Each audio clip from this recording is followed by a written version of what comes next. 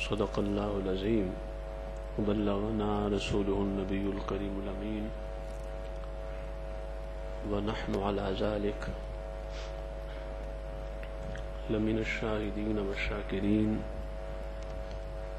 والمطمئنین والموقنین والحمد للہ رب العالمین۔ حمد و ثنا کے بعد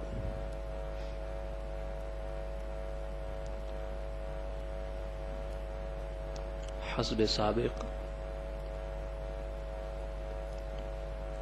آج کے جمعۃ المبارک کا موضوع بھی رسول اکرم صلی اللہ علیہ وسلم کا حج مبارک ہے۔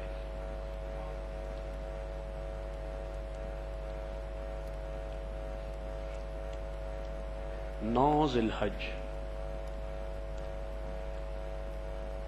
عرفہ کا دن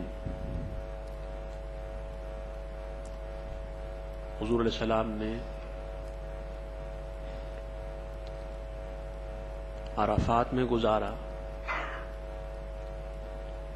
اور سورج غروب ہونے تک، سن سیٹ تک حضور علیہ السلام میدان عرفات میں رہے۔ فلما وقعت الشمس دفع رسول اللہ صلی اللہ علیہ وسلم، جب سورج ڈوب گیا، غروب ہوا، تو اس کے بعد حضور علیہ السلام میدان عرفات سے مزدلفہ کی طرف روانہ ہوئے۔ حضرت اسامہ سے روایت ہے، انہوں نے فرمایا کہ حضور علیہ السلام نے مجھے اپنے پاس اپنی سواری پہ بٹھایا، سورج غروب ہونے کے بعد، اور ہم میدان عرفات سے مزدلفہ کی طرف روانہ ہوئے، اور میدان عرفات سے روانہ ہونے کا وقت کافی امپورٹنٹ اور اہم ہے۔ صحابہ اور تابعین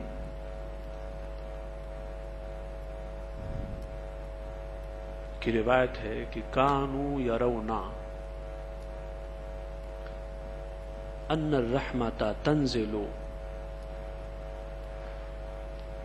عند دفعۃ الامام، کہ جب امام میدان عرفات سے مزدلفہ کی طرف روانہ ہوتا ہے اور نکلتا ہے، تو اس وقت اللہ پاک کی رحمتوں کا نزول ہوتا ہے، اللہ کی رحمتیں اترتی۔ حضور علیہ السلام نے صحابہ کو بتایا کہ السکینہ السکینہ السکینہ، لوگوں اطمینان سے چلو، سکون سے، دوڑو مت، تیز مت چلو، اس لیے کہ تیز چلنا کوئی نیکی نہیں، کوئی عبادت نہیں۔ خود بھی آپ بڑے اطمینان سے اور بڑے سکون سے چلے، اور راستے میں حضور علیہ السلام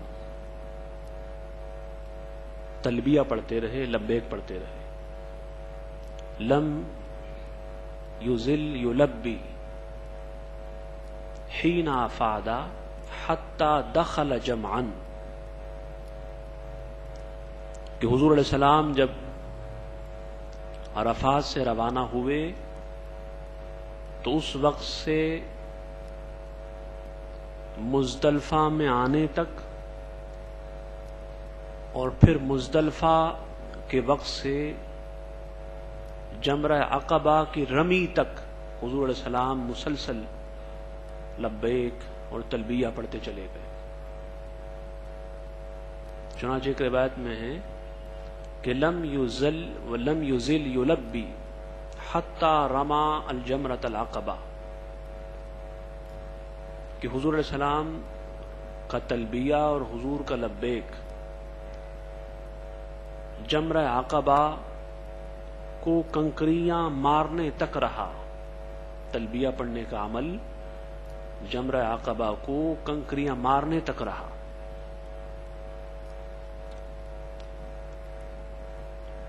حضور علیہ السلام راستے میں اترے، آپ نے وضو کیا. کسی نے پوچھا یا رسول اللہ صلی اللہ علیہ وسلم کیا نماز کا وقت ہو گیا؟ آپ نے فرمایا نہیں، نماز مزدلفہ جا کے پڑھیں گے. حضور علیہ السلام مزدلفہ پہنچے اور وہاں آپ اپنی سواری سے اترے اور ارشاد فرمایا کہ وقفت ہا ہونا ومزدلفۃ کلھا موقف.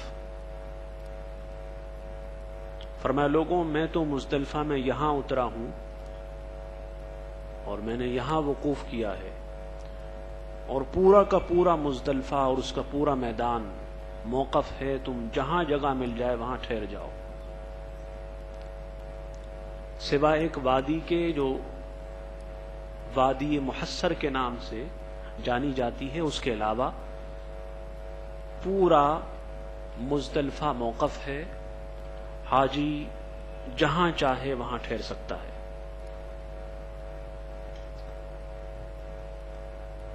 پھر ایسا ہوا فصلى مغرب ثلاثا والعشاء رکعتین باقامۃ واحدۃ.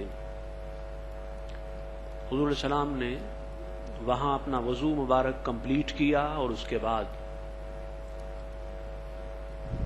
مغرب کی 3 رکعتیں پڑھائیں اور عشاء کی 2 رکعتیں حضور علیہ السلام نے پڑھائیں ایک اقامت سے. کیونکہ آپ سب جانتے ہیں کہ مزدلفہ میں عشاء کے وقت میں نماز مغرب بھی پڑھتے ہیں اور نماز عشاء بھی پڑھتے ہیں، جیسا کہ عرفات میں ظہر کے وقت میں نماز ظہر بھی پڑھتے ہیں اور نماز عصر بھی پڑھتے ہیں. اب عام طور پہ اگر وقت نکل جائے تو نماز قضا ہو جاتی ہے. فجر کی نماز فجر کے ٹائم میں پڑھیں تو ادا ہے، اور فجر کا ٹائم نکلا بعد میں پڑھیں تو قضا ہے. لیکن یہاں کمال یہ ہے کہ مغرب کا ٹائم نکل گیا،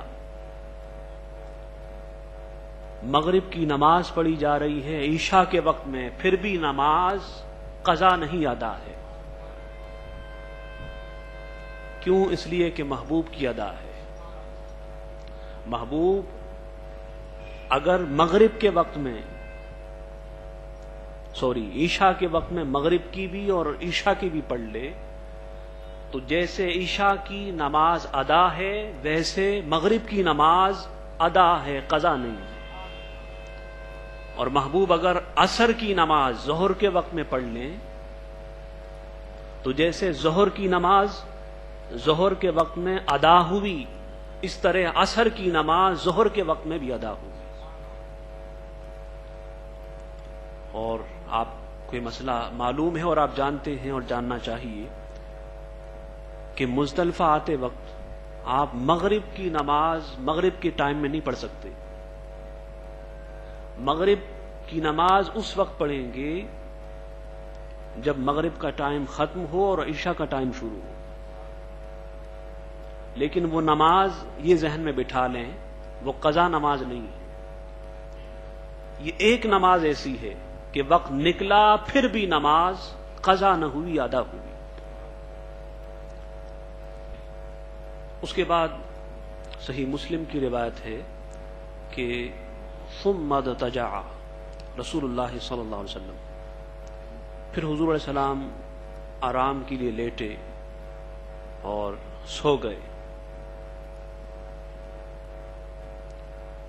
بعض علماء نے لکھا کہ اس رات حضور علیہ السلام نے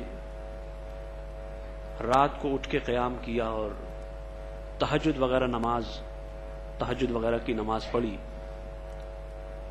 اور بعض کہتے ہیں کہ نہیں، حضور علیہ السلام عشاء اور مغرب کی نماز پڑھ کے جو سوئے تو پھر رات کو نہ اٹھے، نہ تہجد کے لیے نہ کسی اور عبادت کے لیے، اس وقت اٹھے جب صبح ہو گئی تھی، فجر ہو گئی تھی۔ تو یہ امت کے لیے اس میں لیسن تھا، کیونکہ عرفات میں تھک گئے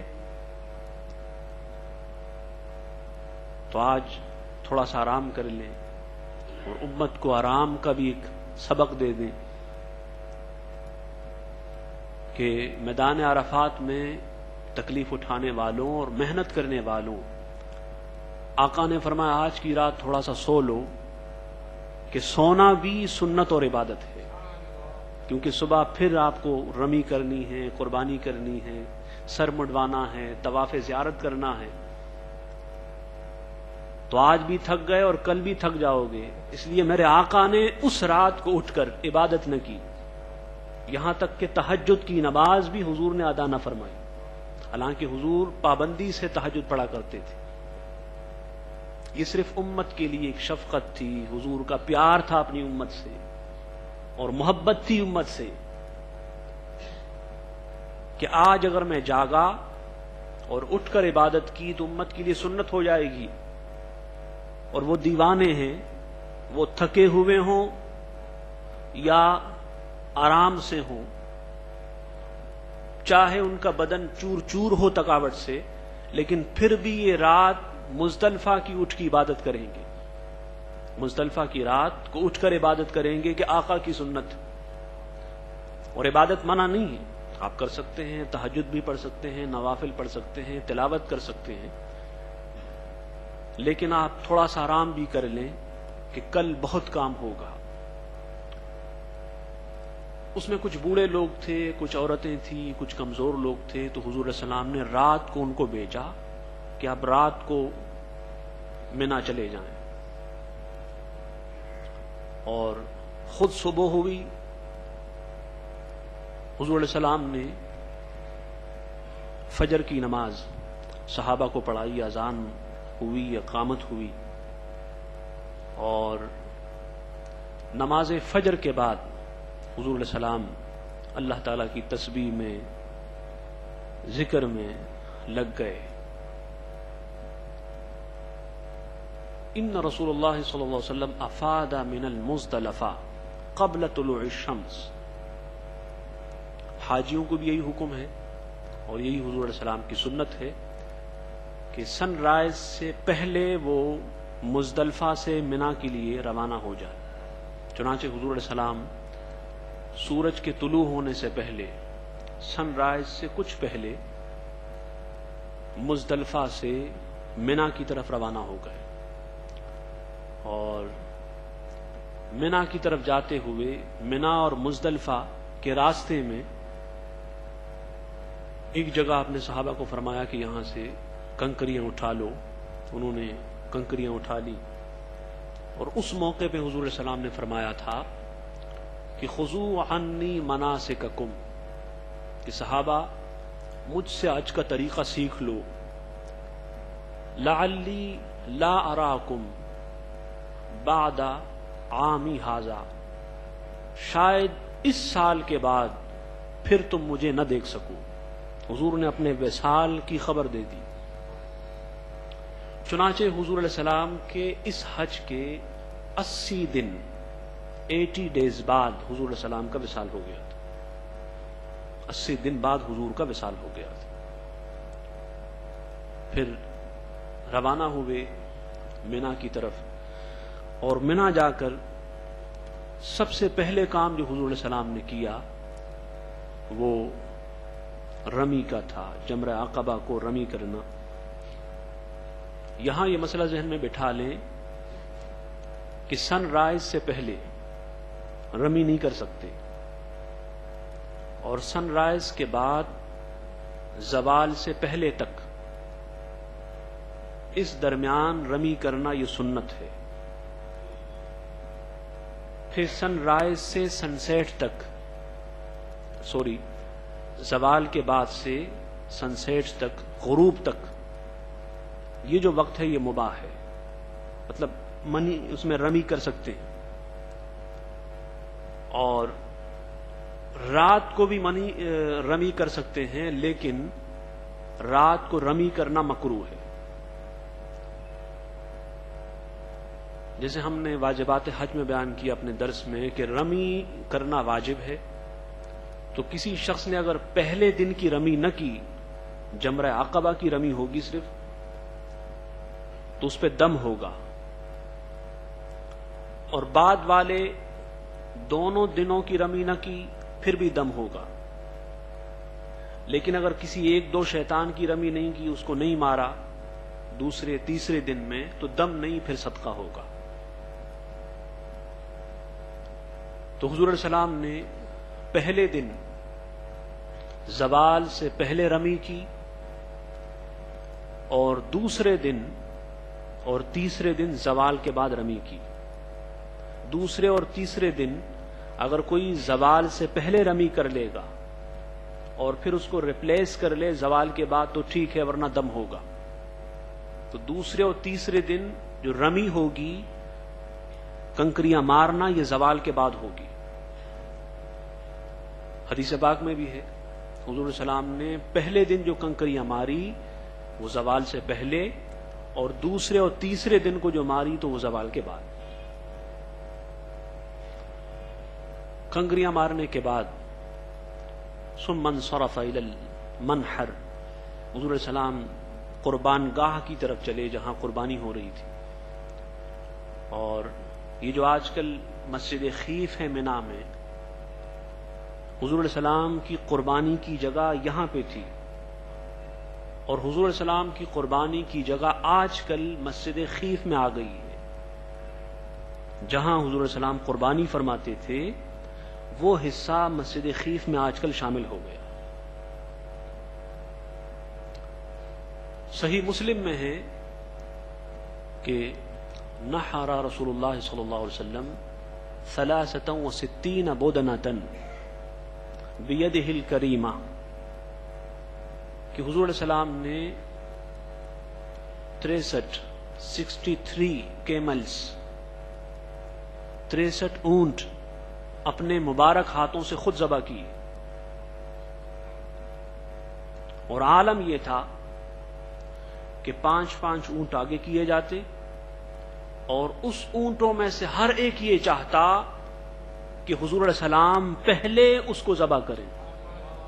ہر اونٹ خود آگے بڑھتا تھا. اس لیے اعلی حضرت نے فرمایا کہ جان تو جانی ہے جائے گی، جان تو جانی ہے جائے گی، تماشا تو یہ ہے کہ یہاں مرنے پہ ٹھہرا ہے نظارہ تیرا. دیکھیے جانوروں کی حضور علیہ السلام سے کتنی محبت ہے. ان کو معلوم ہے کہ چھری پھیری جا رہی ہے، لیکن اگر چھری محبوب کے ہاتھ سے ہے تو چھری بھی قبول ہے، اگر کٹنا محبوب کے ہاتھ سے ہے تو کٹنا بھی قبول ہے، اور مرنا محبوب کے ہاتھ سے ہے تو مرنا بھی قبول ہے. اور جان کا جانا محبوب کے ہاتھ سے ہے تو جان کا جانا بھی قبول ہے. زندگی قربان کرنا اگر محبوب کے ہاتھ سے ہے تو زندگی کو قربان کرنا بھی قربان ہے. حضور علیہ السلام نے اونٹ مبارک ذبح کیے، اور حضور علیہ السلام نے خود قربانی کے گوشت میں سے کھایا. اور اس کے بعد حضور علیہ السلام نے اپنا حلق مبارک کیا، اپنے سر مبارک کے بال منڈوائے. جب ایک سائیڈ کے بال مبارک منڈوا چکے تو دعا ابا طلحہ واعطاہ، حضور علیہ السلام نے ابو طلحہ کو بلایا اور ان کو اپنے بال مبارک دے دیے. پھر دوسرے سائٹ کے جب بال کٹوائے حضور علیہ السلام نے تو پھر ابو طلحہ کو بلوایا اور حضور علیہ السلام نے جو باقی بال مبارک تھے ان کو دیے اور ان سے کہا کہ قسمہ بین الناس، یہ جتنے صحابہ ہیں یہ بال ان میں آپ تقسیم کر دیں. تو یہاں پہ ایک سوال ہوتا ہے کہ حضور علیہ السلام نے اتنے صحابہ میں اپنے سر کے بال حضرت ابو طلحہ کو کیوں دیے؟ علماء نے لکھا کہ اس لیے حضور علیہ السلام نے ان کو اپنے سر کے بال دیے کہ آگے چل کر حضور علیہ السلام کی لحد مبارک حضرت ابو طلحہ کو بنانی تھی. تو حضور علیہ السلام کی قبر مبارک اور حضور کے لحد مبارک بنانے کا اعزاز صحابہ میں حضرت ابو طلحہ کو حاصل ہے. اور اس میں صحابہ کو اشارہ بھی تھا کہ میرا وصال ہونے والا ہے، یہ میرے بال ہے، اس کو تبرکن اپنے پاس رکھ لو. بس جس خوش نصیب کو ملنے تھے مل گئے. اور ویسے بھی حضور علیہ السلام جب اپنے بال مبارک کٹواتے تھے عمرے یا حج کے موقع پہ تو مسند امام احمد بن حنبل میں روایت ہے کہ جب حضور علیہ السلام کا بال کٹوانے والا حضور کے بال کٹواتا تھا، والحلاق يحلقه وطاف به اصحابه فما يريدون ان تقع شعرة الا في يد رجل، کہ صحابہ حضور کے چاروں طرف طواف کرتے حضور کے آس پاس گھومتے تھے تاکہ کوئی بھی بال کٹنے کے بعد زمین پہ گرنے سے پہلے ان کے ہاتھ میں آ جائے. حضور کے بالوں کو صحابہ نے زمین پہ گرنے نہ دیا. یہ ادب تھا صحابہ کا کہ محبوب کا بال بھی زمین پہ نہ گرے. تو اس وقت خوش نصیب صحابہ اس کو تقسیم کر لیتے تھے. اور ایک روایت میں یہ ہے کہ ثم قلم اظفارہ وقسمہ بین الناس، کہ اپنا سر مبارک منڈوانے کے بعد حضور علیہ السلام نے اپنے ناخون مبارک بھی کٹوائے اور اس کو کٹوا کر وہ بھی صحابہ میں تقسیم کیے. چنانچہ صحابہ کے پاس حضور علیہ السلام کے باقی تبرکات کے علاوہ حضور کے بال اور ناخون بھی محفوظ ہوتے تھے. حضرت سیدنا امیر معاویہ رضی اللہ تعالیٰ عنہ کا جب وصال کا وقت قریب آیا تو انہوں نے کہا کہ میرے پاس حضور علیہ السلام کی کچھ ناخون ہیں، میرے کفن میں اس ناخونوں کو بھی رکھ دینا. کیوں؟ اس لیے کہ قبر میں تاریکی ہوگی، حضور علیہ السلام کے ناخون سے اچھالا ہوگا، نور ہوگا، روشنی ہوگی، تو تاریک قبر حضور علیہ السلام کے تبرکات سے روشن ہو جائے گی. بہرحال وہ ناخون صحابہ کے درمیان تقسیم ہوئے. اس کے بعد صدیقہ کائنات فرماتی ہے کہ حضور علیہ السلام آئے اور حضور علیہ السلام نے اپنا احرام اتارا اور عام لباس حضور علیہ السلام نے زیب تن فرمایا، خوشبو لگائی اور اس کے بعد پھر مینا سے بیت اللہ کی طرف روانہ ہوئے. یہ پہلا دن تھا. رمی ہو گئی، قربانی ہو گئی، بال مبارک آپ نے کاٹے. اب طواف زیارت کے لیے حضور علیہ السلام روانہ ہو گئے. حضور علیہ السلام نے طواف کیا اور طواف حضور علیہ السلام نے جو فرمایا تو وہ سوار ہو کے تھا. وَهُوَ رَاكِبٌ عَلَى بَعِيرٍ، حضور اونٹ پہ سوار تھے طواف کے دوران. علماء نے 2 وجہ لکھی. ایک وجہ تو یہ لکھی کہ چونکہ کافی کراؤڈ تھا، ہجوم تھا، دور و دراز تک لوگ پھیلے ہوئے تھے طواف میں، تاکہ وہ سب آپ کو دیکھیں اور آپ سے سیکھیں طواف. اور ایک وجہ یہ لکھی تاکہ طواف کے دوران جو دور دور لوگ ہیں ان کو ہر وقت حضور علیہ السلام کا دیدار ہو سکے، کیونکہ حضور سواری پہ تھے، اونچے تھے،